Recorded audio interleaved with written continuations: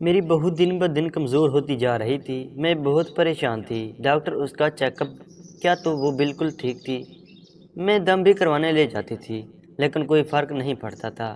مجھے اب اپنے بیٹے پر شک رہنے لگا، جو روز رات کو لازمی اپنی بیوی کو پانی کا گلاس پلاتا اور باہر کسی سنسان جگہ پر لے جاتا۔ ایک دن میں نے چپکے سے اس کا پیچھا کیا اور جو کچھ میرے سامنے تھا میں دیکھ کر حیران رہ گئی۔ وہ دونوں تو میرے بیٹے کو جو ہی شادی ہوئی تو بہو دن بدن کمزور ہوتی جا رہی تھی۔ میں بہت پریشان تھی کیونکہ ڈاکٹر نے سارے ٹیسٹ بھی کر لیے اور وہ بالکل ٹھیک تھی۔ اب میں اسے اپنے ساتھ مختلف جگہوں پر دم کروانے لے جاتے مگر کوئی فرق ہی نہیں پڑتا۔ میرا نام ختیجہ ہے، میرا ایک ہی بیٹا ہے اکرم۔ میرے شوہر کا 5 سال پہلے ہی انتقال ہو گیا تھا۔ میں ایک متوسط طبقے سے تعلق رکھتی تھی۔ میں نے ایک دن رات اپنے بیٹے کو بڑھایا۔ میرا بیٹا اپنا کاروبار کرنے لگا۔ وہ کوشش کرتا لیکن اس کا کوئی کاروبار زیادہ دن نہیں سکتا۔ مجھے بھی مایوسی ہونے لگی لیکن میرے بیٹے نے ہمت نہیں ہاری اور محنت جاری رکھی۔ ایک دن میں اپنی بہن فوزیہ کے گھر آ رہی تھی کہ میرا گزر ایک ویرانے سے ہوا۔ میں بھی اپنے گھر کی طرف قدم بڑھانے لگی۔ وہاں دیکھا کوئی نظر نہیں آ رہا تھا لیکن رونے کی آواز میں سنائی دے رہی تھی۔ میں ڈرتے ڈرتے آگے بڑھی تو دیکھا کوئی لگ بھگ 22 سال کی لڑکی ہے جو اپنا چہرہ گھٹنوں میں چھپائے رو رہی ہے۔ میں پہلے تو ڈر گئی کہ کہیں یہ لڑکی پاگل تو نہیں۔ میں نے اسے پکارا اور بولی، بیٹی رات کے ٹائم تم اس ویرانے میں کیا کر رہی ہو؟ میری بات پر اس کے وجود میں حرکت ہوئی۔ لڑکی نے چہرے سے نقاب ہٹایا اور بے تحاشا رونے لگی۔ میں نے اسے چپ کرانے کی کوشش کی اور ساری بات پوچھنے لگی۔ اس لڑکی پر مجھے بے حد ترس آ رہا تھا اور جو رات کے اس وقت اکیلی اتنی سنسان جگہ پر موجود تھی اور بہت زیادہ رو رہی تھی۔ میں نے اس سے گھر والوں کا پوچھا تو وہ روتے ہوئے بولنے لگی، میرا نام علینا ہے، میں گاؤں سے ہوں، میرا اماں ابا نے مجھے گھر سے نکال دیا ہے۔ وہ میری شادی ایک بوڑھے آدمی سے کرنے چاہتے ہیں۔ میرے بابا نے اس بوڑھے آدمی سے قرض لیا تھا جس کی عوض وہ اب میرا سودا کر رہے تھے۔ میں نے اماں بابا کے پاؤں پکڑے لیکن انہوں نے مجھ پر رحم نہ کھایا اور مجھے گھر سے ہی نکال دیا۔ وہ اپنی بیتی اپنے درد مجھے سناتی اور سسکیاں میں رونے لگی۔ میں اپنے سے سینے سے لگایا اور تسلی دی کہ بیٹا اللہ تمہارے ماں باپ کو ہدایت دے، آ جاؤ میرے ساتھ، میں تمہیں تمہارے ماں باپ کے پاس لے جاؤں گی اور ان کو سمجھاؤں گی۔ میں نے علینا کو وہاں سے اپنے ساتھ لیا اور اپنی بہن فوزیہ کے گھر آ گئی۔ فوزیہ نے مجھ سے علینا کے بارے میں پوچھا۔ میں نے ان کے بارے میں ساری کہانی سنائی۔ وہ بھی جوان لڑکی پر ترس بھری نگاہوں سے دیکھنے لگی۔ میری کوئی بیٹی نہیں تھی لیکن مجھے علینا کو دیکھ کر بے تحاشا دکھ ہوا۔ میں نے اگلے صبح اس کے بتائے گئے پتے پر اسے لینے آ پہنچی اور دروازہ کھٹکایا تو وہاں سے ایک نوجوان لڑکا باہر نکل آیا۔ اسے دیکھتے ہی میرے پیچھے چھپ گئی۔ میں نے اس سے پوچھا کہ یہ کیا ہے، یہ تمہارے رشتہ دار ہیں؟ تو لینا نے انکار کیا اور اس نوجوان سے اپنے ماں باپ کے بارے میں پوچھنے لگی۔ نوجوان نے ہمیں بتایا کہ وہ تو کل ہی گاؤں چھوڑ کر جا چکے ہیں، یہ مکان ہمارا ہے۔ اس نوجوان کی باتیں سن کر لینا غم زدہ سے آنسو بہانے لگی۔ میں بھی قسمت کی ستم ظریفی پر حیران ہوئی۔ اتنی پیاری بچی کے ساتھ کوئی ایسا کر سکتا ہے کیا؟ میں دن میں اس کے والدین کو سوچتی اور علینا کو اپنے ساتھ گھر لے آئی اور میں علینا کے گھر آئی تو میرا بیٹا بھی اسی وقت دکان سے گھر آیا تھا۔ میرے ساتھ علینا کو دیکھ کر ناگواری سے اسے اپنے چھوٹے سے کمرے کی طرف بڑھ گیا۔ میرا گھر زیادہ بڑا نہیں تھا۔ میں نے علینا کو اپنے کمرے میں بٹھایا اور اکرم کے کمرے میں چلی آئی۔ اکرم بہت غصے میں چیزیں الٹ پلٹ کر رہا تھا۔ میں نے گہرا سانس بھرا۔ میں جانتی تھی کہ اکرم کو لڑکیوں ایک خاصی چڑھ تھی۔ وہ اپنے آپ میں رہنے والا شخص تھا۔ میں اس کے پاس بیٹھی اور منت سے اسے سمجھانے لگی کہ بیٹا کیوں ایسا کر رہے ہو؟ اس نے کہا کہ یہ لڑکی کون ہے جسے آپ ہمارے گھر لے آئے؟ میں نے اس کی باتیں سنی اور بولی کہ بیٹا وہ لاوارث ہے، اس کے ماں باپ نہیں ہیں، اس لیے میں اسے یہاں لائی ہوں۔ میری بات سن کر اکرم اٹھ کھڑا ہوا اور جانے لگا۔ میں نے اسے روکا تو وہ بولا کہ اماں آپ بہت بھولی ہیں، آپ کو کیا پتہ کیسے یہ لوگ فراڈ کرتے ہیں، کیا پتہ یہ لڑکی بھی فراڈ ہو، بتائیں ہم کیا کریں گے، کیا جائیں گے؟ میں نے اسے سمجھایا اور اپنی قسم دی۔ تب جا کر اس نے علینا کو گھر میں رکھنے کے لیے ہمیں بھر لی۔ میں پرسکون تھی، کم از کم علینا میرے ساتھ رہے گی، اسے کوئی نقصان نہیں پہنچا سکے گا۔ لیکن وہ کہتے ہیں کہ نہ وقت اور مت کیا پتہ کب بدل جائے۔ وقت گزرنے کا پتہ ہی نہیں چلا اور علینا کو میرے پاس آئے 3 ماہ ہو گئے تھے وہ میرے ساتھ کام میں ہاتھ بٹاتی اور میری خوب خدمت کیا کرتی، مجھے تو جیسے رب نے ایک بیٹی دے دی تھی۔ علینا مجھے کسی کام کو ہاتھ نہیں لگانے دیا کرتی تھی، راتوں کو اٹھ کر میرے پاؤں دباتی، نیز اس نے ہر طرح سے میرا خیال رکھا، میں بہت خوش تھی اسے دیکھ کر۔ علینا کے لیے میں جتنا خوش تھی تو اکرم کے لیے اتنا پریشان تھی۔ اب علینا سے پہلے جیسی پراش تو نہ تھی، لیکن علینا پھر بھی اس کے سامنے آتی سے کتراتی۔ میں نے بہت کوشش کی کہ وہ اکرم کا ڈر بھلا دے، لیکن وہ بھی اپنے نام کی ایک تھی۔ اس کے یہاں آنے کے بعد میں نے ایک ایک چیز پہ تجزیہ کیا تھا۔ علینا اب اکرم کو بری نہیں لگتی تھی، میں نے اسے نظروں میں پسندگی دیکھی تھی، میں نے اسے راستے پر لانے کا سوچا۔ میں نے اپنے محلے کے رشتہ دار والوں سے علینا کے رشتے کی بات چلانے کو کہا تو اس نے میرے کہنے کے مطابق میرے گھر رشتہ بھیج دیا۔ رشتے والوں کو علینا پسند آ گئی تھی، انہوں نے باقاعدہ رسم کرنے کا کہا اور اگلے ہفتے آنے کا بول کر چلے گئے۔ پر اکرم کو جب یہ بات پتہ چلا تو اس کے غصے کا گھڑا بھرنے لگا۔ وہ فوراً میرے کمرے میں چلا آیا اور بولا کہ اماں میں علینا سے شادی کرنا چاہتا ہوں۔ میں اس کی بات پر اسے گھورنے لگی اور بولی کہ تو اس بچی کی سخار کرتا تھا، اب کیسے شادی کی باتیں کر رہا ہے۔ میری بات سن کر وہ میرے پاس بیٹھا اور قطعاً انداز میں بولا کہ علینا کی شادی صرف مجھ سے ہوگی، میرے علاوہ اور کسی سے نہیں۔ اکرم اپنی بات بولتا میرے کمرے سے نکلتا چلا گیا، پیچھے سے میں اس کی باتوں پر مسکرانے لگی۔ اکرم تو مان گیا تھا، لیکن ان سب سے بڑا مسئلہ علینا کی رضامندی کا تھا۔ میں جانتی تھی کہ وہ شروع سے ہی اکرم سے خوفزدہ تھی، گویا اس کے ساتھ پوری زندگی گزارنا بہت بڑا فیصلہ تھا۔ میں نے اگلی صبح نماز کے بعد علینا کو اپنے پاس بلا لیا اور متانت سے اسے سمجھانے لگی۔ میں نے اسے پوچھا کیا تم میرے بیٹے کی شریک حیات بنو گی؟ میری بات پر علینا نے جھٹکے سے سر اٹھایا جیسے اسے کرنٹ لگا ہو۔ وہ نفی میں سر ہلانے لگی۔ شاید علینا اب بھی خوفزدہ تھی۔ میں نے اسے سمجھایا کہ اکرم برا نہیں، بس اپنی پھپھو کی وجہ سے اسے لڑکیوں سے نفرت ہے۔ اس کی پھپھو نے بہت بڑا کام کیا تھا جس بنا پر خاندان سے بے دخل کر دی گئی تھی۔ اکرم بھی انہیں خون کا، وہ بس عورت کے کردار کو نہیں سمجھ پاتا، اس لیے دور رہتا ہے۔ میری باتوں سے اس کے دل پر لگی گرد اتر گئی تھی۔ میں نے اسے وعدہ کیا تھا کبھی اس کے ساتھ ناانصافی نہیں ہونے دوں گی۔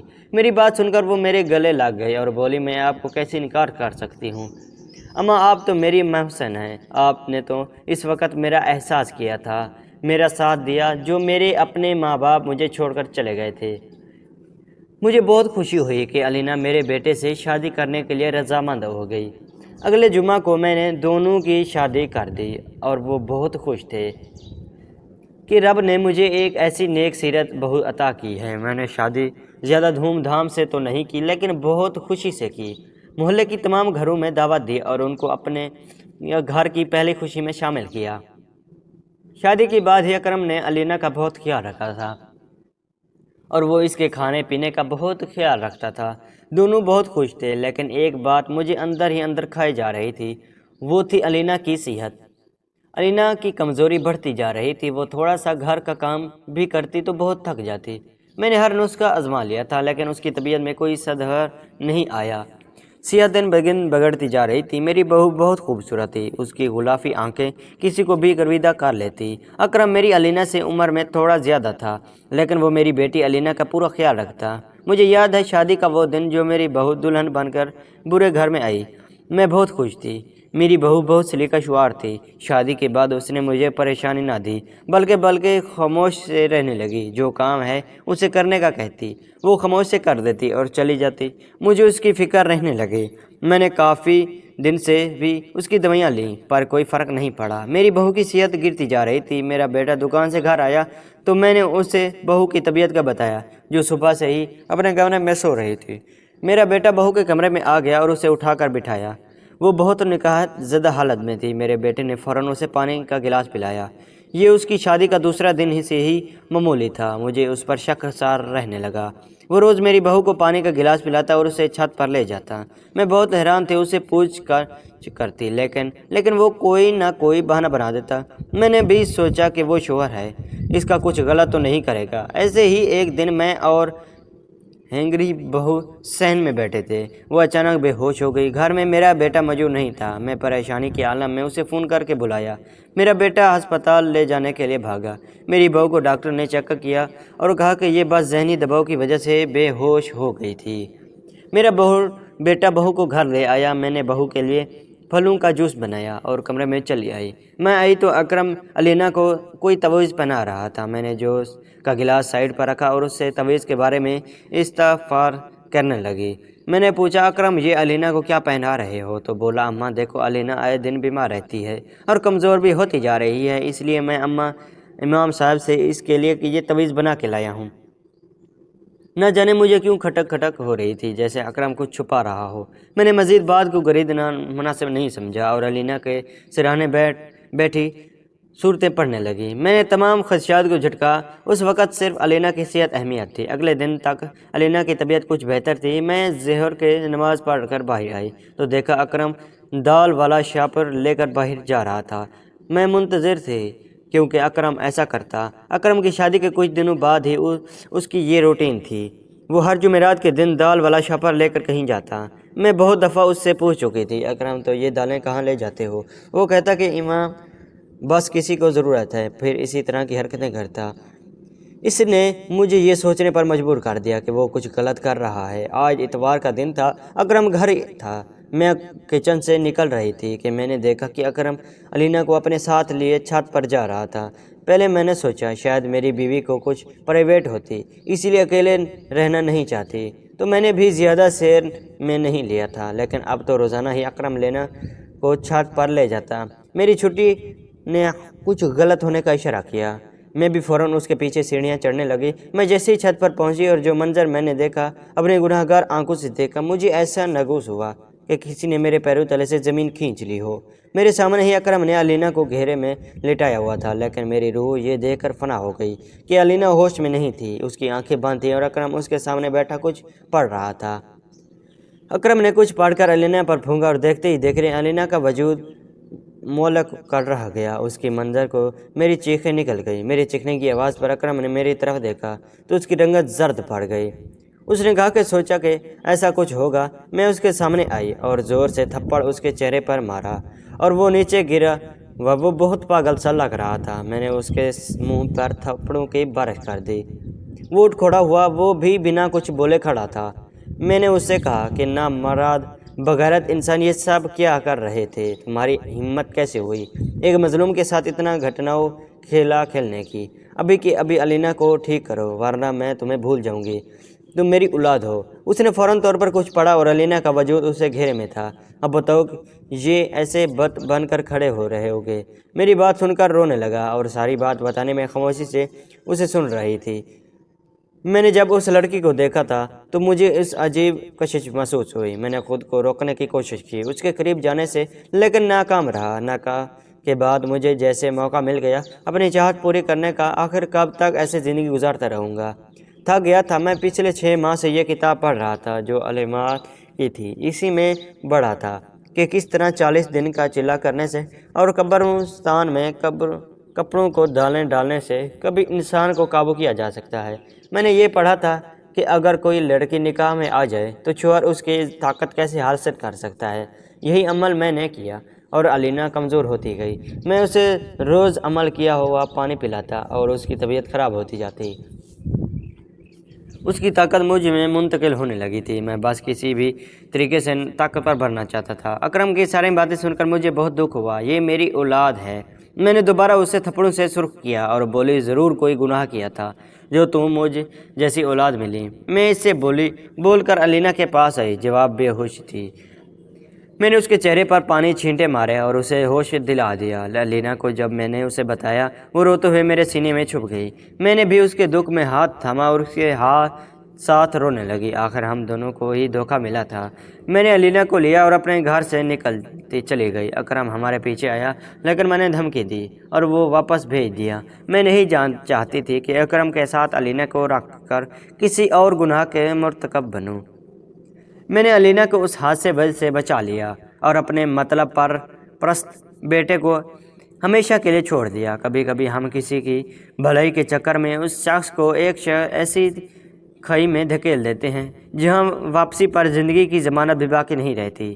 اپنے غیروں کا فرق مٹ جاتا ہے تو صرف مطلب انسان طاقت کے نشے میں دھت رشتوں کی پہچان کھو دیتا ہے۔ ناظرین ایسی کہانیاں سننے کے لیے ہمارے چینل کو سبسکرائب ضرور کریں، شکریہ۔